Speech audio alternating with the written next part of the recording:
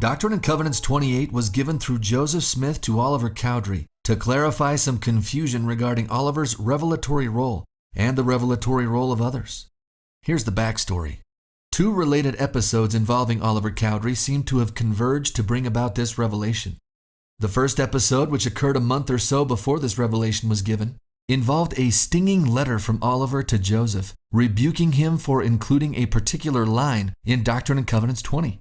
Joseph said that while he was at his home in Harmony, working on arranging and copying some of his revelations, I received a letter from Oliver Cowdery, the contents of which gave me both sorrow and uneasiness. He wrote to inform me that he had discovered an error in D&C 20 verse 37, which says, "And truly manifest by their works that they have received of the Spirit of Christ unto a remission of their sins." This line was included in the verse describing the requirements for those who want to be baptized. Joseph continues, "The above quotation," he said, "was erroneous," and added, "I command you in the name of God to erase those words, that no priestcraft be among us." It's unclear exactly why Oliver believed that line was erroneous or why it would lead to priestcraft. But Joseph says, "I immediately wrote to him in reply, in which I asked him by what authority he took upon him to command me to alter or erase, to add to or diminish from, a revelation or commandment from Almighty God."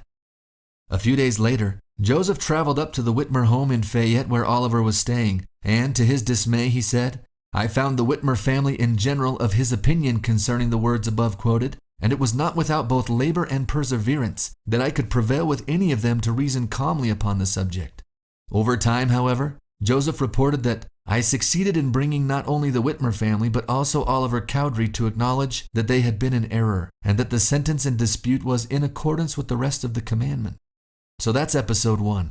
The second episode occurred a month or so later. As persecution against him increased in Harmony, Pennsylvania, Joseph said that Peter Whitmer Sr. invited us to go and live with him, and during this last week in August we arrived in Fayette amidst the congratulations of our brethren and friends.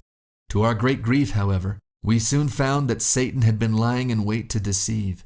Brother Hiram Page had in his possession a certain stone, by which he had obtained certain revelations concerning the upbuilding of Zion, the order of the church, etc., all of which were entirely at variance with the order of God's house, as laid down in the New Testament, as well as in our late revelations. Now Hiram Page had married one of the Whitmer daughters and was also one of the 8 witnesses of the Book of Mormon. There is no indication that Hiram intended to deceive anyone. By all accounts, he appears to have sincerely believed in the revelations he was receiving through his stone. Newell Knight, an early convert, recalled that Hiram Page had quite a roll of papers full of these revelations, and many in the church were led astray by them. Even Oliver Cowdery and the Whitmer family had given heed to them. Joseph had initially decided not to do much about this until their next conference to be convened later in that month of September.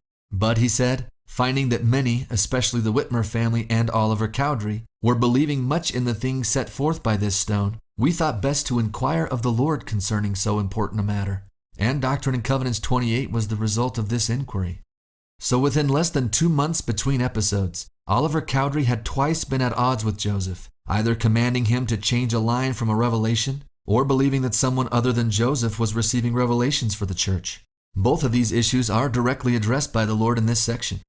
So that's the backstory.